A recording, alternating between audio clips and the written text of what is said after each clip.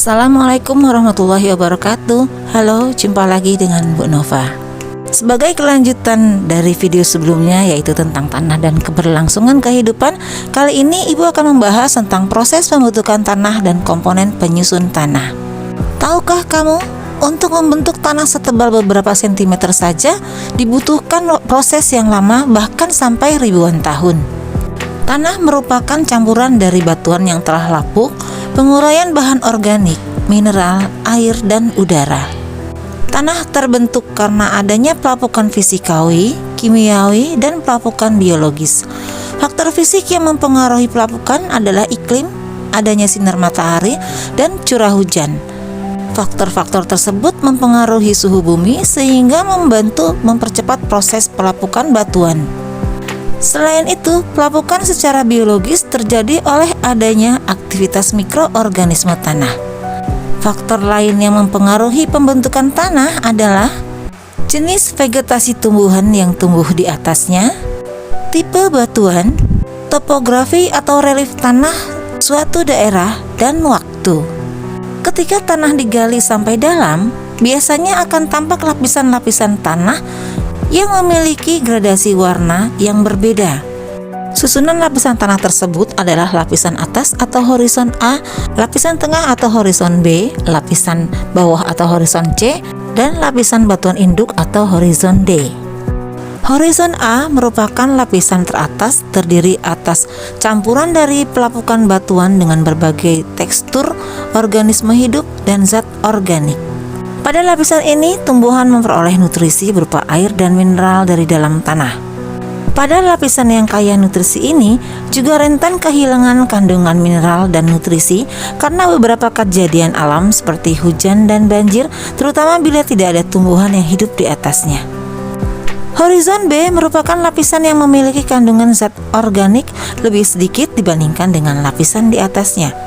Horizon C merupakan lapisan yang tersusun atas batuan yang berperan sebagai penyedia material untuk tanah bagian paling atas.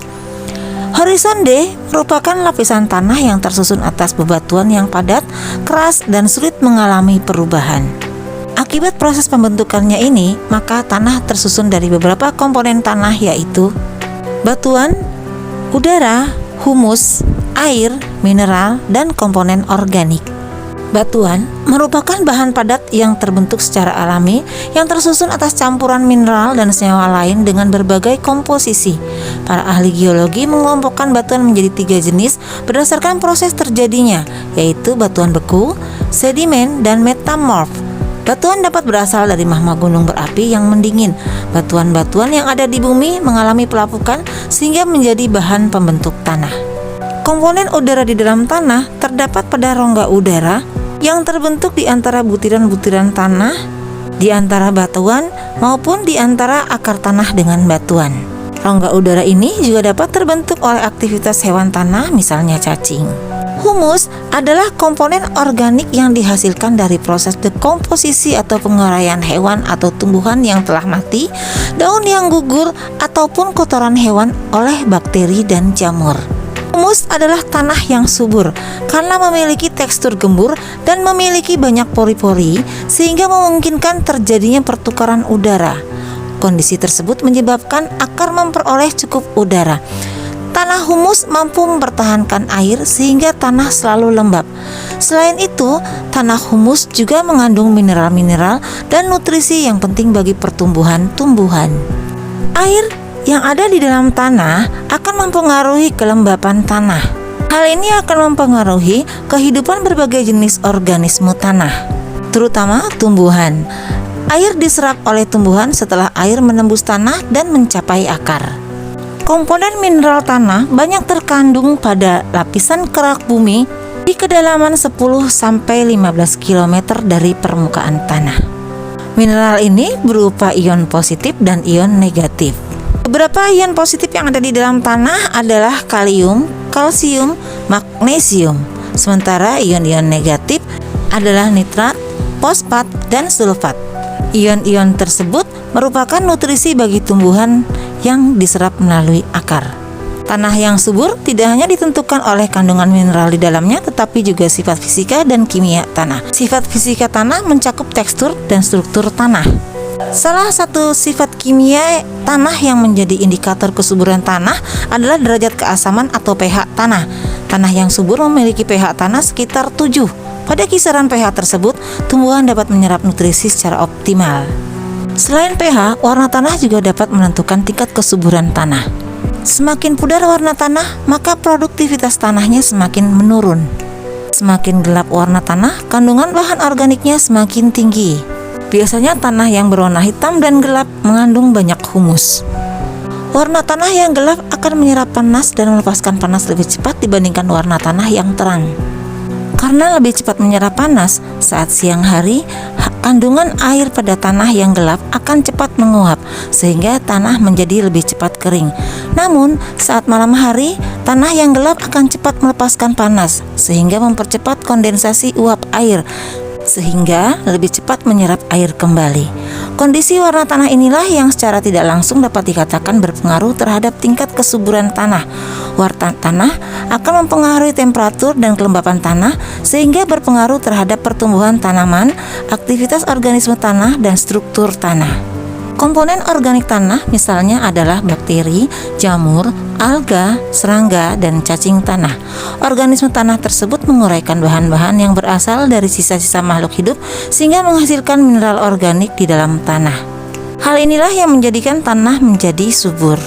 Setelah kamu mempelajari peran tanah bagi kehidupan, tentu sekarang kamu telah menyadari bahwa tanah begitu penting dalam menunjang kehidupan makhluk hidup di bumi. Apabila tanah hanya digunakan untuk keperluan manusia tetapi tidak dijaga dengan baik, akan menurunkan kualitas kesuburan tanah. Hilangnya mineral-mineral penting dalam tanah serta mikroorganisme yang ada di dalamnya merupakan tanda berkurangnya kualitas tanah. Terdapat beberapa penyebab berkurangnya kualitas tanah, diantaranya adalah erosi yang menyebabkan hilangnya nutrisi tanah, penggunaan pupuk kimia yang berlebihan menyebabkan pencemaran tanah, pertanian monokultur atau pertanian satu jenis tanaman yang berulang dalam jangka waktu lama, serta pencemaran tanah akibat sampah yang sulit terurai. Oleh karena itu, perlu dilakukan upaya menjaga kelestarian tanah agar tanah di lingkungan tetap subur dan terjaga. Bagaimana upaya untuk menjaga kelestarian tanah? Berikut caranya. Pertama adalah pengelolaan tanah menggunakan tanaman penutup tanah. Adanya tanaman penutup tanah berfungsi untuk menahan air hujan agar tidak langsung mengenai permukaan tanah. Dengan demikian, dapat mengurangi pengkikisan air atau erosi dan mempertahankan produktivitas tanah. Kedua adalah pengelolaan lahan miring untuk mengurangi erosi, atau penterasan lahan miring yang sering dipakai istilah terasering, yaitu mengubah permukaan tanah miring menjadi bertingkat-tingkat. Penterasan bertujuan untuk mengurangi panjang lereng dan memperkecil kemiringan lereng sehingga dapat memperlambat kecepatan aliran air di permukaan. Selain itu, untuk menampung dan mengalirkan aliran air permukaan sehingga memungkinkan penyerapan oleh tanah. Dengan demikian, terasering dapat mengurangi erosi. Ketiga, mengurangi penggunaan pupuk kimia. Jika pemupukan kimia dilakukan secara terus-menerus dan berlebihan, akan berpotensi mencemari tanah atau dapat menurunkan kualitas tanah. Upaya untuk mengurangi dampak penggunaan pupuk kimia adalah dengan menggunakan pupuk organik. Contohnya adalah kompos, pupuk hijau, pupuk kandang, limbah ternak, limbah industri yang menggunakan bahan pertanian, dan limbah kota atau sampah. Pupuk organik berasal dari bahan yang dapat terurai dan dapat memperbaiki struktur tanah serta menjaga populasi mikroorganisme tanah sehingga menjaga kualitas tanah dalam jangka waktu panjang. Keempat adalah pengolahan tanah yang tepat untuk pertanian monokultur. Lahan yang ditanami satu jenis tumbuhan cenderung mengurangi keanekaragaman hayati pada lahan tersebut, termasuk mikroorganisme di dalam tanah. Salah satu upaya pengolahan tanah yang tepat untuk pertanian monokultur adalah dengan dilakukan pergiliran tanaman. Lahan yang biasa ditanami padi, pada musim kemarau dapat ditanami tanaman palawija atau tanaman yang dapat mengikat nitrogen dari udara dengan bantuan bakteri rhizobium. Contohnya adalah tanaman kacang-kacangan. Dengan demikian, ketersediaan unsur hara pada lahan tersebut dapat terjaga tanpa penambahan pupuk kimia yang berbahaya dan berpotensi mengurangi tingkat kesuburan tanah. Kelima adalah dengan daur ulang sampah yang sulit terurai. seperti plastik, kaleng, atau kaca. Mikroorganisme dalam tanah memang dapat menguraikan sampah-sampah tersebut, namun membutuhkan waktu yang sangat lama. Apabila tidak ada pengolahan sampah yang tepat, akan terjadi penumpukan sampah yang sulit terurai. Akibatnya tanah menjadi tidak subur.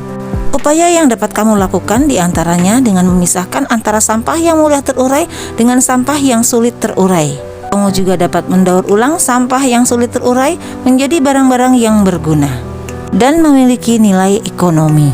Setelah kita mempelajari tentang tanah, marilah kita menjaga tanah tempat tinggal kita agar mekanisme kehidupan tetap berjalan dengan baik dan semua makhluk hidup dapat menjalankan perannya masing-masing dengan seimbang. Kita juga patut bersyukur kepada Tuhan karena telah memberikan anugerah tempat tinggal di bumi yang begitu subur. Maka sudah sepatutnya manusia dapat hidup selaras dengan makhluk hidup lainnya di bumi. Wassalamualaikum.